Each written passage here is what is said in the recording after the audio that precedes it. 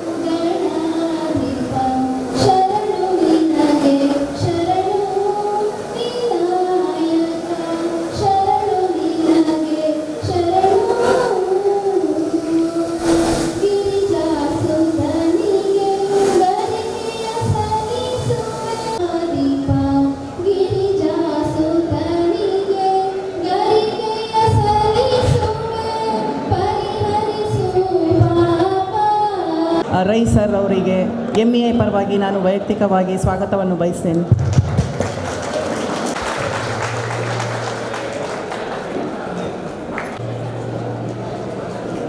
ಸರ್ಕಾರದ ಇಂಧನ ಮತ್ತು ಕನ್ನಡ ಮತ್ತು ಸಂಸ್ಕೃತಿ ಇಲಾಖೆಯ ಸಚಿವರಾದಂಥ ಸನ್ಮಾನ್ಯ ಶ್ರೀ ಸುನೀಲ್ ಕುಮಾರ್ ಸರ್ ಅವರು ಈ ಉದ್ಘಾಟನಾ ಸಮಾರಂಭಕ್ಕೆ ಬಂದು ಉದ್ಘಾಟನೆ ಮಾಡಿದ್ದಾರೆ. ಅವರಿಗೂ ಸಹ MEI ಪರವಾಗಿ ಸ್ವಾಗತವನ್ನು ಕೊಡ್ತಾರೆ.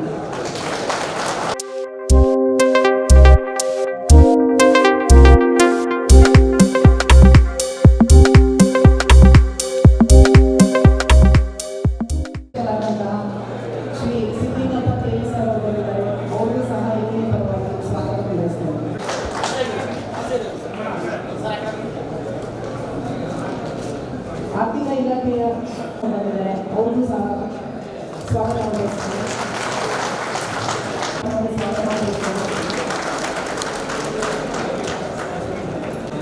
ಮಂಗಳೂರಿನ ಮತ್ತು ಬೆಂಗಳೂರಿನ ನಮ್ಮ ಮಾಧ್ಯಮ ಮಿತ್ರರು ಬಂದಿದ್ದಾರೆ, ಅವರೆಲ್ಲರಿಗೂ ಸಹ ನಾನು ಪೂರ್ಣವಾಗಿ ಸ್ವಾಗತ ಬಯಸ್ತೇನೆ.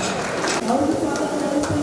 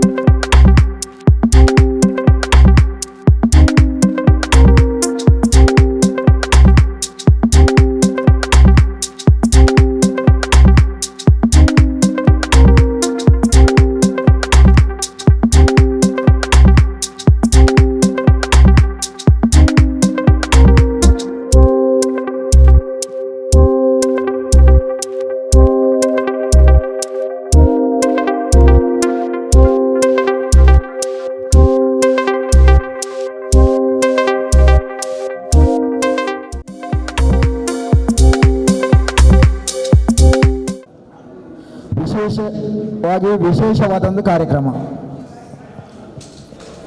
ಲಾಸ್ಟ್ ಇಯರೇ ಡಿಸೆಂಬರ್ 2 ತಾರೀಕಿಗೆ ನಾನು ಚೇರ್ಮನ್ ಅಧಿಕಾರವನ್ನು ಸ್ವೀಕಾರ ಮಾಡಿದ್ದೇನೆ. ಆನಂತರ ಆವಾಗ ನಮ್ಮ ಮುಖ್ಯಮಂತ್ರಿ ಆದಂಥ ಮಾಜಿ ಮುಖ್ಯಮಂತ್ರಿ ಆದ ಯಡಿಯೂರಪ್ಪರವರು ಇಂಧನ ಸಚಿವರಾಗಿದ್ದರು. ಇವಾಗ ನಮ್ಮ ಭಾಗ್ಯ ಇಂಧನ ಮತ್ತು ಕನ್ನಡ ಸಂಸ್ಕೃತಿ ಇಲಾಖೆಯ ಕ್ಯಾಬಿನೆಟ್ ಮಿನಿಸ್ಟರ್ ಆದಂಥ ಗೌರವಾನ್ವಿತ ಸುನೀಲ್ ಕುಮಾರ್ ಅವರ ಬಗ್ಗೆ ಎಲ್ಲರಿಗೆ ಗೊತ್ತಿರುವಂಥ ವಿಷಯ. ಉಡುಪಿ ಜಿಲ್ಲೆಯ ಕಾರ್ಕಳದಲ್ಲಿ ನಿರಂತರವಾಗಿ ಶಾಸಕರಾಗಿ ಇದೀಗ ಅತ್ಯುನ್ನತವಾದ ಇಂಧನ ಮತ್ತು ಕನ್ನಡ ಮತ್ತು ಸಂಸ್ಕೃತಿ ಇಲಾಖೆಯ ಕ್ಯಾಬಿನೆಟ್ ಮಿನಿಸ್ಟರ್ ಆಗಿ ಯಾವ ರೀತಿಯಲ್ಲಿ ಕೆಲಸ ಮಾಡ್ತಾರಂತ ಗೊತ್ತುಂಟು. ಅವರು ಇವತ್ತು ನಮ್ಮ ಕಂಪನಿಗೆ ಪಾದಸ್ಪರ್ಶ ಮಾಡುವಾಗ ಇಡೀ ನಮ್ಮ ಕಂಪನಿಯ ಕಾರ್ಮಿಕ ವರ್ಗ, ಅಧಿಕಾರ ವರ್ಗ, MD ಅವರೊಟ್ಟಿಗೆ ಎಲ್ಲ ಟೀಮ್ ಎಷ್ಟು ಖುಷಿಪಟ್ಟಿದ್ದಾರೆ ಅಂತ ನಮಗೆ ಗೊತ್ತಾಗಿದೆ. ಅವರು ನಮ್ಮ ಕಂಪನಿಗೆ ಯಾವಾಗ ಬರ್ತಾರಂತ ನಾವೆಲ್ಲರೂ ಕಾದು ನಿಂತಿದ್ದೆವು. ಅಧಿವೇಶನದ ಹೊತ್ತು ಈ ಸಮಯದಲ್ಲಿ ಕೂಡ ನಮಗೆ ಸಮಯ ಕೊಟ್ಟಿದ್ದಾರೆ. ಅವರಿಗೆ ವಿಶೇಷವಾಗಿ ನಾವು ಅವರ ಬಗ್ಗೆ ಮಾತನಾಡ್ತೀವಿ. ಒಬ್ಬ ಇಂಧನ ಸಚಿವರಾಗಿ ಅವರು ಮಾಡಿದಂಥ ಕೆಲಸ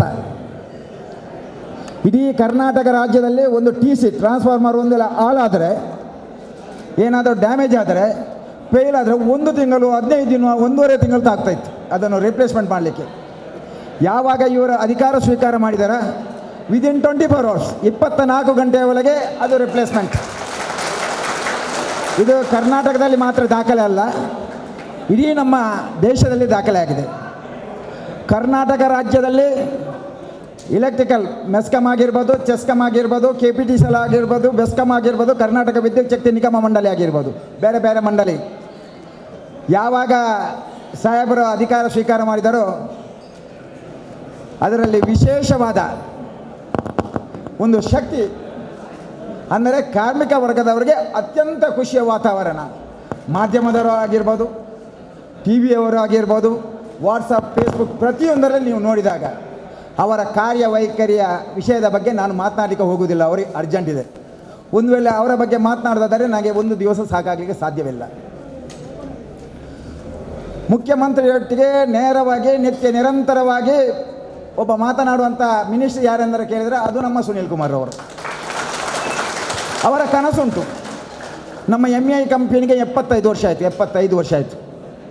75 ವರ್ಷದ ಹಿಂದೆ 74 ವರ್ಷದ ಹಿಂದೆ ಹೇಗಿತ್ತು, ಇವಾಗ ಹೇಗಾಯಿತು. ಲಾಸ್ಟ್ ನಮ್ಮ MD ಆದ ಸಿದ್ದರಾಜವರು ಇದ್ದರು. ಅವರ ರಿಟೈರ್ಮೆಂಟ್ ಆದಾಗ ನಮ್ಮ ಶ್ರೀಮತಿ ಶೀಲಾ ಈ ಮೇಡಮ್ ಬಂದಿದ್ದಾರೆ. ಏನೆಲ್ಲ ಕನಸು ಕಂಡಿದ್ದಾರೆ ಅದೆಲ್ಲ ಸಕ್ಸಸ್ ಆಗ್ತಾ ಉಂಟು.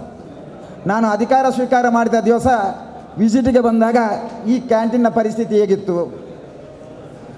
ನಮ್ಮ ಕಂಪನಿಯಲ್ಲಿ ಸೋಲಾರ್ ಸಿಸ್ಟಮ್ ಇರಲಿಲ್ಲ, ನಮ್ಮ ಕಂಪನಿಯಲ್ಲಿ ಇದು ಇರಲಿಲ್ಲ, ನಮ್ಮ ಕಂಪನಿಯ ಒಂದು ಬೋರ್ಡ್ ಮೀಟಿಂಗ್ ಆಗಬೇಕಾದ್ರೆ ಬೆಸ್ಕಾಮ್ಗೆ ಹೋಗಬೇಕಿತ್ತು, ನಮ್ಮ ಕಂಪನಿಯಲ್ಲಿ ಟ್ರೈನಿಂಗ್ ಸೆಂಟರ್ ಇರಲಿಲ್ಲ, ನೂರಾರು ಮೂಲಭೂತ ಸೌಕರ್ಯದ ಸಮಸ್ಯೆ, ನೂರಾರು ಸಮಸ್ಯೆ, ಅದರ ಒಟ್ಟಿಗೆ 6 ಪೇದು ಸಮಸ್ಯೆ.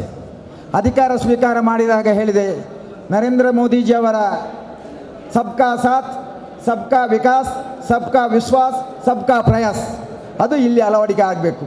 ಅದಕ್ಕಾಗಿ ವಿಶೇಷವಾಗಿ ಪ್ರಥಮವಾಗಿ ಎಲ್ಲರನ್ನು ಒಟ್ಟಾಗಿ ಒಂದಾಗಿ ಯೂನಿಯನ್ ಅವರನ್ನು ಕೂಡ ವಿಶ್ವಾಸಕ್ಕೆ ತೆಗೆದುಕೊಂಡು, ಇಡೀ ಕಾರ್ಮಿಕ ವರ್ಗದವರನ್ನು ವಿಶ್ವಾಸಕ್ಕೆ ತೆಗೆದುಕೊಂಡು, MD ಮತ್ತು ಇಡೀ ನಮ್ಮ ಮ್ಯಾನೇಜ್ಮೆಂಟಿನ ಎಲ್ಲ ಅಧಿಕಾರಿಗಳನ್ನು ವಿಶ್ವಾಸಕ್ಕೆ ತೆಗೆದುಕೊಂಡು ಇಲ್ಲಿ ಬದಲಾವಣೆ ಹೇಗೆ ಮಾಡುವುದಂತ ಲೆಕ್ಕಾಚಾರ ಆಯಿತು. ಯಾವಾಗ EMD ಅವರು ಬಂದರು, ಅದಕ್ಕೆ ಸಮುದ್ರದಲ್ಲಿ ಯಾವ ರೀತಿಯಲ್ಲಿ ತೆರೆಗಳು ಬರ್ತದೆ ಆ ರೀತಿಯಲ್ಲಿ ಇಲ್ಲಿ ಬದಲಾವಣೆ ಆಯಿತು. ಎಲ್ಲಕ್ಕಿಂತ ಪ್ರಥಮ 6 ಪೇ ಆಗದೆ, ಈ ಕಂಪನಿಯ ಹಲವು ವರ್ಷಗಳಿಂದ 6 ಪೇ ಆಗದೆ ಆ ಅಧಿಕಾರಿ ವರ್ಗ ಹಾಗೂ ಕಾರ್ಮಿಕ ವರ್ಗ ಅವರು ಬಂದಂಥ ಕಷ್ಟ, ಅದಕ್ಕೆ ವಿಶೇಷವಾಗಿ ಕಳೆದ ತಿಂಗಳು 6 ಪೇ ಕೂಡ ಆಯಿತು. ಅತ್ಯಂತ ಖುಷಿಯ ವಾತಾವರಣ. ಇದು ಯಾರು ಕೂಡ ಎಕ್ಸ್ಪೆಕ್ಟ್ ಮಾಡಲಿಲ್ಲ, ಹಿಂದೆ ಆಗಲಿಲ್ಲ, ಇನ್ನೂ ಆಗುವುದಿಲ್ಲ ಎಂಬ ಲೆಕ್ಕಾಚಾರ ಇತ್ತು. Second one canteen renovation. ನಾನು ಆವಾಗ MD ಮತ್ತು ಈ ಅಧಿಕಾರಿ ವರ್ಗದವರನ್ನು ಕರೆದು ಫಸ್ಟ್ ಟೈಮ್ ಕೂತ್ಕೊಳಿಸಿ ಹೇಳಿದೆ, ನೋಡಿ ಇಲ್ಲಿರುವಂಥ ಕಾರ್ಮಿಕ ವರ್ಗದವರು ಆಗಿರ್ಬೋದು, ಅಧಿಕಾರಿ ಅವರು ಏನು ಪ್ರಾಣಿಗಳಲ್ಲ, ಅವರು ಕೂಡ ಮನುಷ್ಯರು. ಒಂದು ಕೆಲಸ ಮಾಡಿ ಕ್ಯಾಂಟೀನ್ಗೆ ಬಂದು ಬಹಳ ಉತ್ತಮ ರೀತಿಯಲ್ಲಿ ಕೂತ್ಕೊಂಡು ಆಹಾರ ಸೇವನೆ ಮಾಡಬೇಕು ಹೊರತು ಇಲ್ಲಿ ಇರುವಂಥ ಅತ್ಯಂತ ಆವಾಗದ ಇದರ ಪರಿಸ್ಥಿತಿ, ಅಲ್ಲಲ್ಲಿ ಹೊಂಡ, ಆ ಕಟ್ಟಿಗೆ ತರುವ ವೆಹಿಕಲ್ ಕೂಡ ಒಳಗೆ ಬರುವುದು, ಎಲ್ಲಿ ನೋಡಿದರೂ ಕೂಡ ಸ್ವಚ್ಛತೆ ಇರಲಿಲ್ಲ, ಅಲ್ಲಲ್ಲಿ ಬಿರುಕು, ಮೇಲೆ ನೋಡಿದರೆ ಅಲ್ಲಲ್ಲಿ ನೀರು ಕೆಳಗೆ ಬೀಳುವುದು. ಅದು ಯಾವುದೂ ಆಗಬಾರ್ದು. ನಿತ್ಯ ನಿರಂತರವಾಗಿ ಕೆಲಸ ಮಾಡುವಂಥ ಕಾರ್ಮಿಕರಿಗೆ ಅತ್ಯುನ್ನತವಾದ, ಅದು ಕೂಡ ನ್ಯೂ ಟೆಕ್ನಾಲಜಿಯಲ್ಲಿ ಒಂದು ಕ್ಯಾಂಟೀನ್ ಆಗಬೇಕೆಂಬ ಕನಸಿತ್ತು. ಆ ಕನಸು ಈಗ ನನಸಾಗಿದೆ. ವಿಶೇಷವಾಗಿ ಇವತ್ತು ಅದು ನಮ್ಮ ಮಿನಿಸ್ಟರ್ ಕೈಯಿಂದ ಅದು ಉದ್ಘಾಟನೆ ಆಗುವುದೆಂದರೆ ಅದಕ್ಕಿಂತ ಪುಣ್ಯದ ಕೆಲಸ ಬೇರೆ ಏನಿಲ್ಲ. ಅಧಿಕಾರಿಗಳಿಗೆ ಕೂಡ ಅತ್ಯಂತ ವ್ಯವಸ್ಥಿತ ರೀತಿಯಲ್ಲಿ ಮೇಲೆ ಕ್ಯಾಂಟೀನ್ ಮಾಡಿದ್ದೇವೆ. ಮತ್ತು ನೂರಾರು ಸಣ್ಣ ಪುಟ್ಟ, ಇಲ್ಲಿ ಟಾಯ್ಲೆಟ್ನ ಸಮಸ್ಯೆ ಇತ್ತು. 75 ವರ್ಷದಿಂದ ಮೂಲಭೂತ ಸೌಕರ್ಯದ ಕೊರತೆ, ಅದು ರಿನೋವೇಷನ್ ಆಗಲಿಲ್ಲ ಕಾರಣಾಂತರದಿಂದ. ಆದರೂ ಕೊರೋನಾ ಎಂಬ ಮಹಾಮಾರಿ ಕೇವಲ ನಮಗೆ ಮಾತ್ರ ಬಂದದಲ್ಲ, ನಮ್ಮ ರಾಜ್ಯಕ್ಕೆ ಮಾತ್ರ ಬಂದದಲ್ಲ, ನಮ್ಮ ರಾಷ್ಟ್ರಕ್ಕೆ ಮಾತ್ರ ಬಂದದಲ್ಲ, ಇಡೀ ಜಗತ್ತಿಗೆ ಬಂದಿದೆ. ಆದರೂ ಕೊರೋನಾ ಎಂಬ ಮಹಾಮಾರಿ ಬಂದ ನಂತರವೂ ನಮ್ಮ ಕಂಪನಿಯ ಕಾರ್ಮಿಕರು ಮತ್ತು ಆಡಳಿತ ವರ್ಗಕ್ಕೆ ವಿಶೇಷವಾಗಿ ಅಭಿನಂದನೆ ಸಲ್ಲಿಸ್ತೇನೆ. ಯಾಕೆಂದರೆ 75 ವರ್ಷದಲ್ಲಿ ಆಗದಂಥ ಪ್ರೊಡಕ್ಷನ್ ದಾಖಲೆ ಮಟ್ಟದಲ್ಲಿ ಪ್ರೊಡಕ್ಷನ್ ಮಾಡಿಕೊಟ್ಟಿದ್ದೀರಲ್ಲ. ದಾಖಲೆ ಮಟ್ಟದಲ್ಲಿ, ಇತಿಹಾಸದಲ್ಲಿ ದಾಖಲೆ ಮಟ್ಟದಲ್ಲಿ 2021ರಲ್ಲಿ ನಮಗೆ ಕಂಪನಿಗೆ ಲಾಭ ಮತ್ತು ಪ್ರೊಡಕ್ಷನ್ ಜಾಸ್ತಿ ಆಗಿದೆ. ಇದಕ್ಕಾಗಿ ನಿತ್ಯ ನಿರಂತರವಾಗಿ ಶ್ರಮ ಪಡುವಂಥ ಕಾರ್ಮಿಕ ವರ್ಗ, ಅದಕ್ಕಾಗಿ MD ಮತ್ತು ಎಲ್ಲ ಅಧಿಕಾರಿ ವರ್ಗದವರನ್ನು ವಿಶೇಷವಾಗಿ ಒಬ್ಬ ಚೇರ್ಮನ್ ಆಗಿ ನಾನು ಅಭಿನಂದನೆ ಮಾಡ್ತೇನೆ. ಈಗ ಅತ್ಯಂತ ಖುಷಿ ಆಗ್ತದೆ. ನಮ್ಮೂರಿನ ಸಾಹೇಬರು, ನಮ್ಮ ಕರ್ನಾಟಕ ರಾಜ್ಯದ ಮಿನಿಸ್ಟರ್, ನಾನು ಅವ್ರ ಹತ್ರ ಹೇಳ್ತೇನೆ, ನೋಡಿ 75 ವರ್ಷದಲ್ಲಿ ಮಾಡಲಿಕ್ಕೆ ಆಗದ ಸಾಧನೆಯನ್ನು ನಮ್ಮ ಕಾರ್ಮಿಕರು ಮಾಡಿ ತೋರಿಸಿದ್ದಾರೆ. 75 ವರ್ಷದಲ್ಲಿ ಆಗದಂಥ ಬೇರೆ ಬೇರೆ ಮೂಲಭೂತ ಸೌಕರ್ಯಗಳನ್ನು ಮಾಡಿ ತೋರಿಸಿದ್ದಾರೆ. ಈ ಕಂಪನಿಯಲ್ಲಿ ದುಡಿಯುವಂಥ ಎಲ್ಲ ಆಡಳಿತ ವರ್ಗದವರಿಗೆ, ಎಲ್ಲ ಕಾರ್ಮಿಕರಿಗೆ ವಿಶೇಷವಾಗಿ ಅಭಿನಂದನೆ ಸಲ್ಲಿಸ್ತಾ, ನಮ್ಮ ಪುಣ್ಯ ನಮ್ಮ ಭಾಗ್ಯ, ಅತ್ಯಂತ 24 ಗಂಟೆಯಲ್ಲಿ 18 ಗಂಟೆ ಕೆಲಸ ಮಾಡುವಂಥ ಒಬ್ಬ ಮಿನಿಸ್ಟ್ರಿ ಯಾರೆಂದರೆ ಅದು ಸುನೀಲ್ ಕುಮಾರ್ ಅವರು. ಅವರು ಇವಾಗ MA ಬಗ್ಗೆ ಆಲೋಚನೆ ಮಾಡ್ತಾ ಇದ್ದಾರೆ, ಮೈಸೂರು ಎಲೆಕ್ಟ್ರಿಕಲ್ ಇಂಡಸ್ಟ್ರಿ ಬಗ್ಗೆ ಆಲೋಚನೆ ಮಾಡ್ತಾ ಇದ್ದಾರೆ. ಅವರು ಬಂದಾಗ ಹೇಳಿದರು, ಬಹಳ ಜಾಗ ಉಂಟು, ಈ ಕಂಪನಿಯನ್ನು ಎನಿ ಕಾಸ್ಟ್ ಏನಾದರೂ ಮಾಡಿ ಅಭಿವೃದ್ಧಿ ಪಡಿಸಲೇಬೇಕು, ಇನ್ನಷ್ಟು ಕಾರ್ಮಿಕರು ಇದರಲ್ಲಿ ಕೆಲಸ ಮಾಡಬೇಕು. ಒಂದು ಸಮಯದಲ್ಲಿ 6,000ಕ್ಕಿಂತ ಮೇಲೆ ಕಾರ್ಮಿಕರು ದುಡಿತಾ ಇದ್ದರು. ಇವಾಗ ಹತ್ತಿರ ಔಟ್ಸೋರ್ಸು, ಟೆಂಪರರಿ, ಪರ್ಮನೆಂಟ್ ಎಲ್ಲ ಒಟ್ಟುಗೂಡಿ 1,000 ತನಕ ಬರ್ಬೋದು. ಅದರ ಒಟ್ಟಿಗೆ ಸರ್ಕಾರದಿಂದ ಪರ್ಮನೆಂಟ್ ಆಗುವಂಥ, ಇಲ್ಲಿ ಭರ್ತಿ ಆಗುವಂಥ 199 ಸೀಟ್ ಇದು ಸ್ಥಾನ ಉಂಟು, ಅದಕ್ಕೆ ಕೂಡ ವ್ಯವಸ್ಥೆ ಮಾಡಬೇಕು. ಅದರ ಒಟ್ಟಿಗೆ ನ್ಯೂ ಟೆಕ್ನಾಲಜಿ, ಈಗ ಇಲ್ಲಿ ಕಂಪನಿಯ ಒಳಗೆ ನ್ಯೂ ಟೆಕ್ನಾಲಜಿ ಸ್ಟಾರ್ಟ್ ಆಗಿದೆ. ಅದೇ ರೀತಿ ಟ್ರಾನ್ಸ್ಫಾರ್ಮರ್ ಆಗಿರ್ಬೋದು, ಬೇರೆ ಬೇರೆ ಕಾರ್ಮಿಕರಿಗೆ ಕೆಲಸ ಇನ್ನಷ್ಟು ನೂರಾರು ಕಾರ್ಮಿಕರು ಇಲ್ಲಿ ದುಡಿಯುತ್ತಾ ಅವರ ಮನೆಯ ಆ ಫ್ಯಾಮಿಲಿ ಕೂಡ ಅತ್ಯಂತ ಸುಖದಲ್ಲಿ ಖುಷಿಯಲ್ಲಿರಬೇಕು. ನಾವು MAಲಿ ದುಡಿತೇವೆ, ನಾವು ಒಟ್ಟಾಗಿ ದುಡಿತೇವೆ, ಇಲ್ಲಿ ಯಾವುದೇ ಒಂದು ಗೊಂದಲ ಇಲ್ಲದೆ ಇದು ನಮ್ಮ ಮನೆಯ ಕೆಲಸ, ಇದು ನಮ್ಮ ಮನೆ. ಯಾಕಂದರೆ ನಾವು ಒಂದೊಂದು ಸಾರಿ ರಾತ್ರಿ 7-8 ಗಂಟೆಗೆ ಹೋದರೂ ಕೂಡ ಇಲ್ಲಿ ನೂರಾರು ಕಾರ್ಮಿಕರಿದ್ದಾರೆ. MD ಅವರು 8:30-9 ಗಂಟೆ ಕೂಡ ಒಂದು ವೇಳೆ ಫೋನ್ ಮಾಡಿದ್ದಾರೆ, ಕಂಪನಿಯಲ್ಲಿದ್ದಾರೆ. ನಮ್ಮ GM ಹತ್ರ ಏನಾದರೂ ಫೋನ್ ಮಾಡಿ ಕೇಳುವಾಗ ನಾನು ಕಂಪನಿಯಲ್ಲಿದ್ದೇನೆ, ಆದರೆ ಟೈಮ್ ನೋಡುವುದಿಲ್ಲ. ಇದು ನಮ್ಮ ಕಂಪನಿ, ಇದು ನಮ್ಮ ಮನೆ ಎಂಬ ಲೆಕ್ಕಾಚಾರ ಇದ್ದ ಕಾರಣ ಈ ಸಾರಿ ನಾವು ದಾಖಲೆಯ ಪ್ರೊಡಕ್ಷನ್ ಮಾಡಿದ್ದೇವೆ. ದಾಖಲೆಯ ಒಂದು ಕಂಪನಿಯಿಂದ ಸರ್ಕಾರಕ್ಕೆ ನಾವು ಏನೆಲ್ಲ ಕೊಡಬೇಕಿತ್ತು ಅದು ದಾಖಲೆ ಹತ್ತಿರ 3 ಕೋಟಿ, ಹತ್ತಿರ 3 ಕೋಟಿಯನ್ನು ನಾವು ಎಲ್ಲರೂ ಸರ್ಕಾರ ಕಂಪನಿಗೆ ಕೊಡ್ತದೆ, ಆದರೆ ನಾವು ಕಂಪನಿಯ ಲಾಭಾಂಶವನ್ನು ಸರ್ಕಾರಕ್ಕೆ ಕೊಡ್ತೇವೆ. ಇದು ಒಂದೇ ಒಂದು ಕಂಪನಿ ಇರ್ಬೋದು, ಇದು ಒಂದೇ ಒಂದು ಕಂಪನಿ. ಕೊರೋನಾ ಎಂಬ ಮಹಾಮಾರಿ ಇರುವಾಗ ಕೂಡ ನಾವು ಅತ್ಯಂತ ದಾಖಲೆ, ಇತಿಹಾಸದಲ್ಲಿ 75 ವರ್ಷದಲ್ಲಿ ಇಷ್ಟು ಹಣವನ್ನು ಕಂಪನಿಗೆ ಕೊಟ್ಟಿರಲಿಲ್ಲ. ಈ ಸಾರಿ ಪ್ರಥಮ. ಇದಕ್ಕೆಲ್ಲ ಸಹಕರಿಸಿದ ನಿಮಗೆಲ್ಲರಿಗೂ ವಿಶೇಷವಾಗಿ ಅಭಿನಂದನೆ ಸಲ್ಲಿಸ್ತಾ ನಾನು ನನ್ನ ಮಾತನ್ನು ನಿಲ್ಲಿಸ್ತೇನೆ. ಜೈ ಹಿಂದ್, ಜೈ ಕರ್ನಾಟಕ.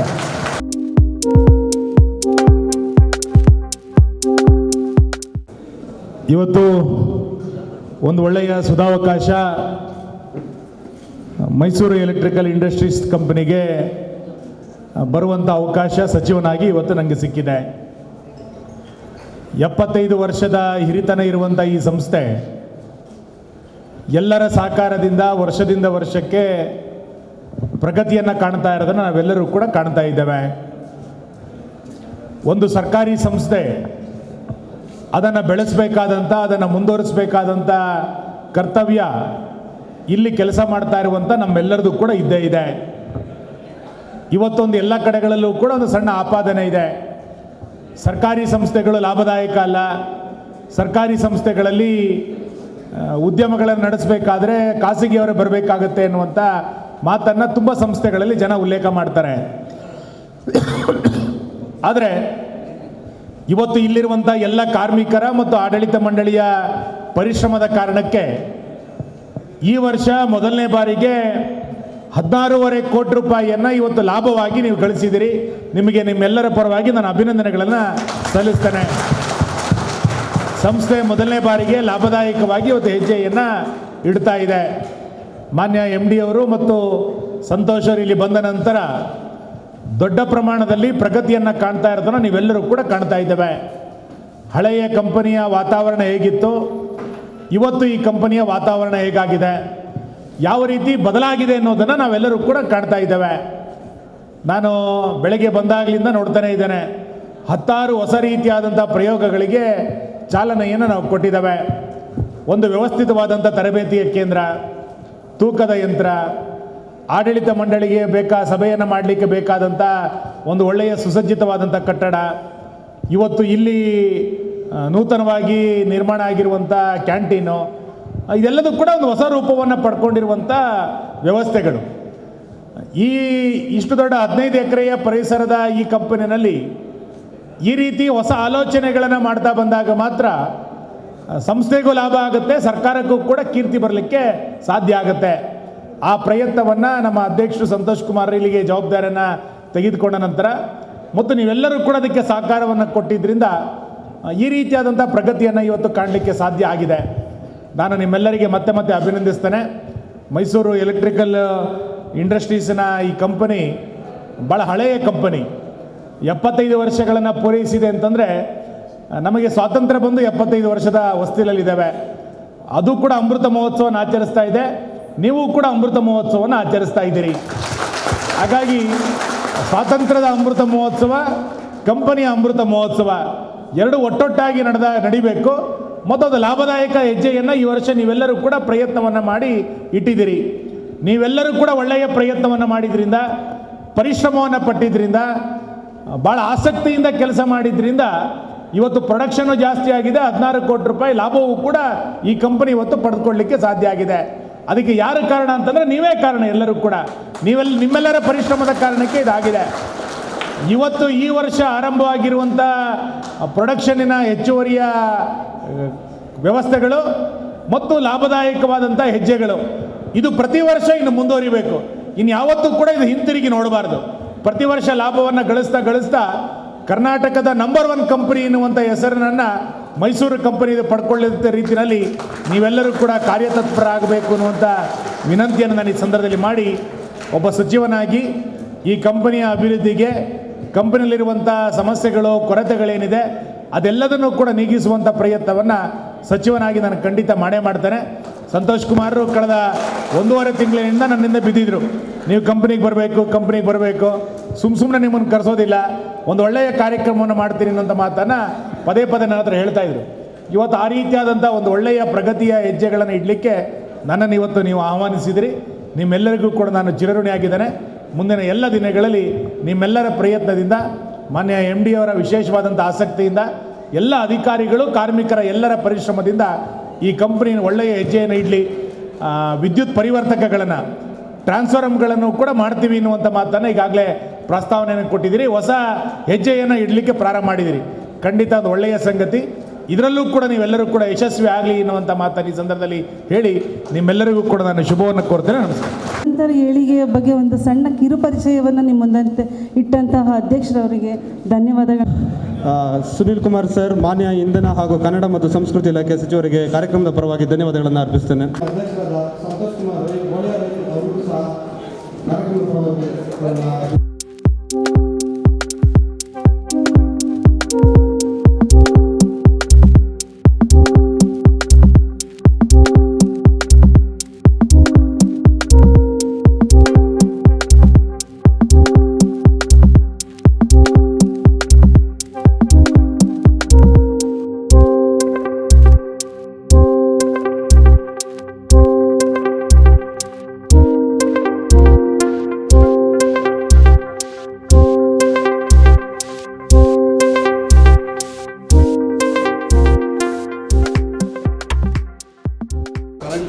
ಈ ರೆಂಕಾರ ಬರಲಿ ನಂಬರ್ ಅಲ್ಲಿಂದ ಹಳ್ಳಿಗಳಿಗೆ 5-6 ಹಳ್ಳಿಗಳು ಡಿಸ್ಟ್ರಿಬ್ಯೂಟ್ ಆಯ್ತದೆ. ಏನೇ ಪ್ರಾಬ್ಲಮ್ ಆಯ್ತು ಅಂದ್ರೆ ಟಕ್ಕಂತ ಟ್ರಿಪ್ ಆಗೋಗ್ಬಿಟ್ಟು ಇಲ್ಲಿ ಟ್ರಿಪ್ ಆಗಿದೆ, ಇಲ್ಲೇ ಟ್ರಿಪ್ ಆಗ್ಬಿಟ್ಟು ಟ್ರಿಪ್ ಆಗಿದೆ ಸರ್. ಕರೆಂಟು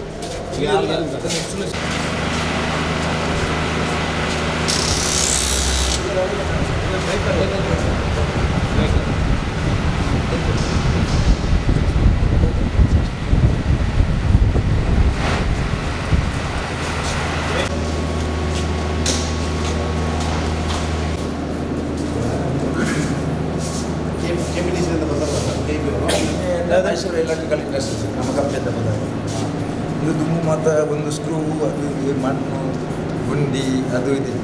ಇವಾಗ ನಾವೊಂದು ಆದರ್ಶ ಕಂಪನಿಗೆ ನಾನು MD ಮತ್ತು GM ಓದಿದ್ವಿ. ಅಲ್ಲಿ ನೋಡುವಾಗ ಈ ರೀತಿ ಉಂಟು. ಒಂದು ಸ್ಕ್ರೂ ಬಿದ್ದರೂ ಕೂಡ ಕಾಣ್ತದೆ. ಇಲ್ಲಿ ಸ್ಕ್ರೂ ಬಿದ್ದು ಬೋಲ್ಟ್ ಬಿದ್ದರೂ ಕಾಣೋದಿಲ್ಲ. ಈ ರೀತಿ ಬಂದಾಗಲೇ ಸರ್ ಅದು ಮೆಕ್ಯಾನಿಸಮು ಅದರೊಳಗಡೆ ಕಾಣಿಸಲ್ಲ. ಇಲ್ಲಿ ಮಾಡಿ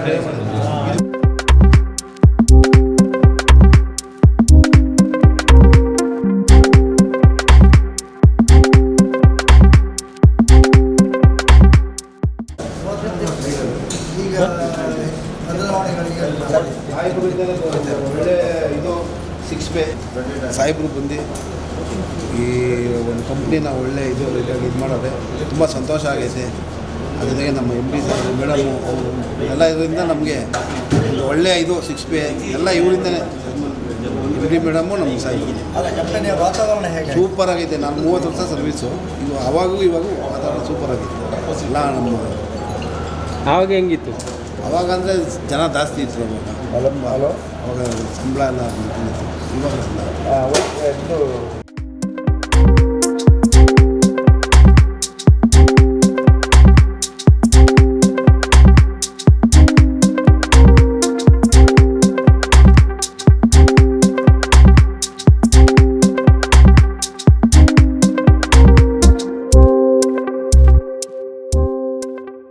ವರ್ಷದಲ್ಲಿ ಈಗ ಬಂದು ಚೇರ್ಮನ್ ನಮ್ಮ ಸಾಹೇಬರು ಬಂದು ಫ್ಯಾಕ್ಟ್ರಿನ ಗೋಲ್ಡ್ ಮಾಡಿಬಿಟ್ರು.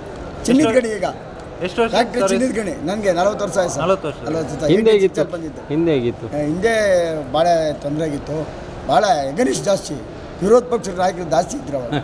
ಈಗ ಏನಿಲ್ಲ, A1 ಗೋಲ್ಡ್ ಚಿನ್ನದ ಗಣಿ, KGF ಚಿನ್ನದ ಗಣಿ ಇದ್ದಂಗೆ. ಇವತ್ತು ಊಟ ಮಾಡಿದಿರಲ್ಲ ಫೈನ್ ಸರ್. ಈಗ ಇದೇ ಟೈಪ್ ಊಟ ಇಲ್ಲ ಸರ್.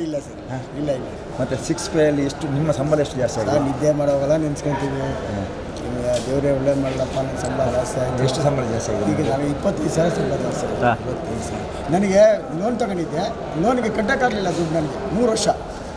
ಯಾವಾಗ ದೇವ್ರ ಕೈ ಮುಗಿತದೆ, ಏನೋ ಆಗೋಲ್ಲಪ್ಪ ಬಂದವರೆ ಚೆನ್ನಾಗಿ ಎಷ್ಟು ಸರಿ ಬಂದು ಕೇಳಿದ್ವಿ. ಬಂದಮೇಲೆ ಇವರು ಬರೋದು ಕೈ ಮುಗಿದು ನನಗೆ ಒಂದು ಮಾಡಿಕೊಡಿ ಸರ್ ಅಂತ.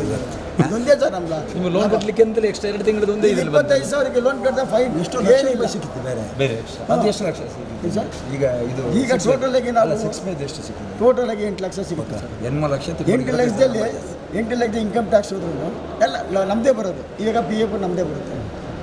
PF ಅಲ್ಲಿ ಹಾಕಿರ್ತಾರೆ ಅವ್ರು ನಮ್ಮದು. ಇನ್ಕಮ್ ಟ್ಯಾಕ್ಸ್ ಸ್ವಲ್ಪ ಜಾಸ್ತಿ ಆಗುತ್ತೆ ನಮಗೆ. ಅದು ಬಿಟ್ಟರೆ ಚೆನ್ನಾಗಿ ಪುನಃ ಸಿಗ್ಬೋದು. ಅದೇ ರೀಪೇಂಟ್ ಮಾಡ್ತೀವಿ. ಒಳ್ಳೇದಾಯ್ತು ಸರ್, ಸಂತೋಷ. ಇನ್ನೂ ಫ್ಯಾಕ್ಟ್ರಿ ಚೆನ್ನಾಗಿ ನೆಮ್ಮದಿ ಇದೆ ಈಗ. ಈಗ ಅನಿಕಂಪ ಸರ್, ಅನಿಕಂಪ ದಯವಿಟ್ಟು ಮಾಡ್ತೀನಿ. ಅದರಿಂದ ಇವಾಗ ಎಲ್ಲ ಬಂದಿದ್ದು.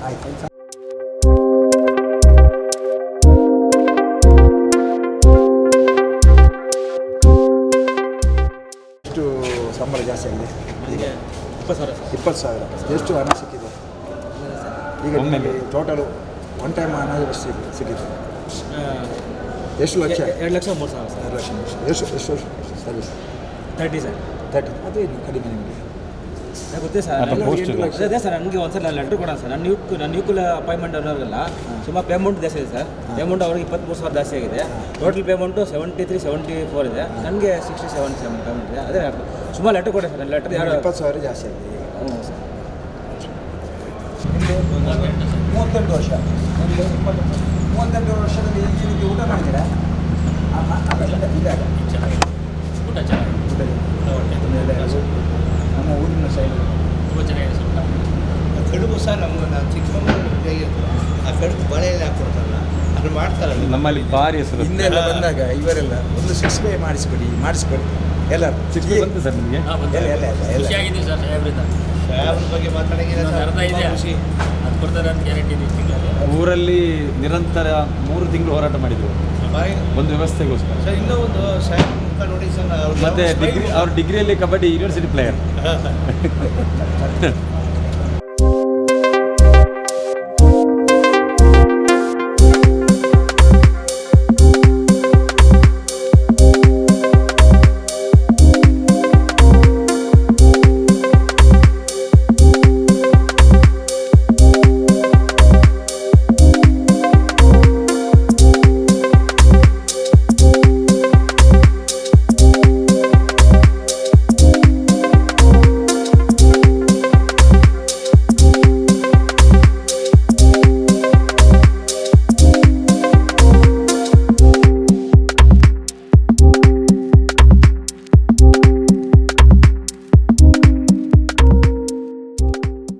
ವಿಶೇಷವಾಗಿ ಮಂಗಳೂರು ವಿಧಾನಸಭಾ ಕ್ಷೇತ್ರ, ಈಗ ಉಳ್ಳಾಲ ತಾಲೂಕು, ಅದು ಒಂದು ಸಿಹಿ ಸುದ್ದಿ. ಜಿಲ್ಲಾ ಪಂಚಾಯತ್ ಮೆಂಬರ್ ಆಗಿದ್ದಾಗ ನಾನು, ಆನಂತರ MLA ಇಲೆಕ್ಷನ್ಗೆ ಕಂಟೆಸ್ಟ್ ಮಾಡಿದಾಗ ನಾನು, ಇಡೀ ಮಂಗಳೂರು ವಿಧಾನಸಭಾ ಕ್ಷೇತ್ರದಲ್ಲಿ ನಾನು ಎಲ್ಲ ಕಡೆಯಲ್ಲಿ ಕೂಡ ನಮ್ಮ ಮಂಗಳೂರು ವಿಧಾನಸಭಾ ಕ್ಷೇತ್ರಕ್ಕೆ ಒಂದು ಅಗ್ನಿಶಾಮಕ ದಳ ಕೇಂದ್ರ ಅವಶ್ಯಕತೆ ಉಂಟು. ಇದಕ್ಕಿಂತ ಹಿಂದೆ ಯಾರೆಲ್ಲ MLA ಆಗಿದ್ದರು, ಯಾರೆಲ್ಲ ಅಧಿಕಾರ ಮಾಡಿದರು, ಅವರು ಅದಕ್ಕೆ ಪ್ರಯತ್ನ ಪಡಲಿಲ್ಲ ಎಂದು ಅಲ್ಲಲ್ಲಿ ಪ್ರೆಸ್ ಮೀಟು, ಅಲ್ಲಲ್ಲಿ ಪ್ರತಿಭಟನೆಯಲ್ಲಿ ನಾನು ಹೇಳ್ತಾ ಬಂದಿದ್ದೆ. ಇವಾಗ ಭಾರತೀಯ ಜನತಾ ಪಾರ್ಟಿಯ ಸರ್ಕಾರ ಬಂದಿತ್ತು. ಇವಾಗ ನಮ್ಮ ಕರ್ನಾಟಕ ರಾಜ್ಯದ ಭಾರತೀಯ ಜನತಾ ಪಾರ್ಟಿಯ ಗೌರವಾನ್ವಿತ ಅಧ್ಯಕ್ಷರಾದ ನಳಿನ್ ಕುಮಾರ್ ಕಟೀಲ್ರವರ ಒತ್ತಡದಿಂದ ನಮ್ಮ ಹಿಂದಿನ ಉಸ್ತುವಾರಿ ಸಚಿವರು ಶ್ರೀನಿವಾಸ್ ಪೂಜಾರಿ ಅವರು, ಅದೇ ರೀತಿ ಎಲ್ಲ MLAಗಳ ಕೂಡ ಅದಕ್ಕೆ ಒತ್ತಡ ಹಾಕಿದರು. ಅದರ ಒಟ್ಟಿಗೆ ಇವಾಗ ನಿನ್ನೆ ನಡೆದಂಥ ಅಧಿವೇಶನದಲ್ಲಿ ನಮ್ಮ ಕರ್ನಾಟಕ ರಾಜ್ಯ ಸರ್ಕಾರದ ಗೌರವಾನ್ವಿತ ಹೋಮ್ ಮಿನಿಸ್ಟರ್ ಶ್ರೀಮಾನ್ ಅರಗ ಜ್ಞಾನೇಂದ್ರ ಅವರು ನಿನ್ನೆ UT ಖಾದರ್ ಅವರ ಪ್ರಶ್ನೆಗೆ ಉತ್ತರ ಕೊಟ್ಟಿದ್ದಾರೆ. ನಮ್ಮ ಮಂಗಳೂರು ವಿಧಾನಸಭಾ ಕ್ಷೇತ್ರದ ಫಜೀರು, ಕೈರಂಗಲ ಮತ್ತು ಕೋಣಾಜೆ ಇದರ ಮಧ್ಯದಲ್ಲಿರುವಂಥ ಕಮಲಪದವಿನಲ್ಲಿ ಅಗ್ನಿಶಾಮಕ ದಳ ಕೇಂದ್ರ ಒಂದು ಕಟ್ಟಡಕ್ಕೆ ಬೇಕಾದಂಥ ಅನುದಾನವನ್ನು ಸರ್ಕಾರ ಬಿಡುಗಡೆಗೊಳಿಸ್ತದೆ. ಅದಕ್ಕೆ ಬೇಕಾದಂಥ ನೌಕರರು, ಯಾರು ಅಧಿಕಾರಿಗಳು ಬೇಕು, ನೌಕರರು ಬೇಕು, ಯಾರೆಲ್ಲ ಬೇಕು ಅದಕ್ಕೂ ಕೂಡ ವ್ಯವಸ್ಥೆ ಮಾಡ್ತೇನೆ ಅಂತ ಹೇಳಿದ್ದಾರೆ. ತಕ್ಷಣ ಅದರ ಕೆಲಸ ಆರಂಭ ಆಗ್ತದೆ. ಈ ಸಿಹಿ ಸುದ್ದಿ ವಿಶೇಷವಾಗಿ ಮಂಗಳೂರು ವಿಧಾನಸಭಾ ಕ್ಷೇತ್ರ ಎಲ್ಲರಿಗೂ ಕೂಡ ಅನ್ವಯ ಆಗ್ತದೆ. ಅದನ್ನು ಮಾಡಿಕೊಟ್ಟಂಥ, ಅದಕ್ಕೆ ಪ್ರಯತ್ನ ಪಟ್ಟಂಥ ಎಲ್ಲರಿಗೂ ಕೂಡ ಮಂಗಳೂರು ವಿಧಾನಸಭಾ ಕ್ಷೇತ್ರ ಭಾರತೀಯ ಜನತಾ ಪಾರ್ಟಿಯ ಪರವಾಗಿ, ಇಡೀ ಮಂಗಳೂರು ವಿಧಾನಸಭಾ ಕ್ಷೇತ್ರ ಎಲ್ಲರ ನಾಗರಿಕರ ಪರವಾಗಿ ಅವರಿಗೆ ಅಭಿನಂದನೆಯನ್ನು ಸಲ್ಲಿಸ್ತೇನೆ. ಇಂಥದ್ದು ಇನ್ನೂ ಹಲವಾರು ಕೆಲಸಗಳು ಬಾಕಿ ಉಂಟು. ಒಂದು ಮಂಗಳೂರು ವಿಧಾನಸಭಾ ಕ್ಷೇತ್ರದಲ್ಲಿ ಸರ್ಕಾರಿ ನಮ್ಮ ಡಿಪ್ಲೊಮಾ ಕಾಲೇಜ್, ITI, ಪಾಲಿಟೆಕ್ನಿಕ್ ಇದೆಲ್ಲ ಆಗಲಿಲ್ಲ. ಇದು ಕೂಡ ಸರ್ಕಾರಿ ಆಗಬೇಕು. ಅದರೊಟ್ಟಿಗೆ ಸರ್ಕಾರಿ ಮೆಡಿಕಲ್ ಕಾಲೇಜ್ ಕೂಡ ಆಗಬೇಕೆಂಬ ಒಂದು ಆಸೆ ಉಂಟು. ಸರ್ಕಾರಿ ಇಂಜಿನಿಯರಿಂಗ್ ಕಾಲೇಜ್ ಕೂಡ ಆಗಬೇಕಂತ ಆಸೆ ಉಂಟು. ಅದು ಒಂದಲ್ಲ ಒಂದು ದಿನ ನೆರವೇರ್ತದೆ. ಇನ್ನು ಬರುವ ವರ್ಷ ನಡೆಯುವ ಎಲೆಕ್ಷನಲ್ಲಿ ಕೂಡ ಭಾರತೀಯ ಜನತಾ ಪಾರ್ಟಿ ಅಧಿಕಾರಕ್ಕೆ ಬಂದರೆ 100ಕ್ಕೆ 100 ಇದನ್ನೆಲ್ಲ ನೆರವೇರಿಸುವಂಥ ಶಕ್ತಿ ಪರಮಾತ್ಮ ನಮಗೆ ಕೊಡ್ತಾರೆ. ನಾವು ಅದನ್ನು ಮಾಡಿಯೇ ತೀರಿಸ್ತೇವೆ. ಅದು ನಮ್ಮ ಊರಿಗೆ ಲಾಭವಾಗ್ತದೆ. ನಮ್ಮೆಲ್ಲರೂ ಜಾತಿ ಮತ ಭೇದ ಬಿಟ್ಟು ಎಲ್ಲರೂ ಒಂದಾಗಿ ಒಟ್ಟಾಗಿ ಅದಕ್ಕಾಗಿ ನಾವು ಶ್ರಮಿಸ್ತೇವೆ ಎಂದು ಹೇಳ್ತೇವೆ. ವಿಶೇಷವಾಗಿ ಗೌರವಾನ್ವಿತ ಅರಗ ಜ್ಞಾನೇಂದ್ರ ಅವರಿಗೆ ವಿಶೇಷವಾದ ಅಭಿನಂದನೆ.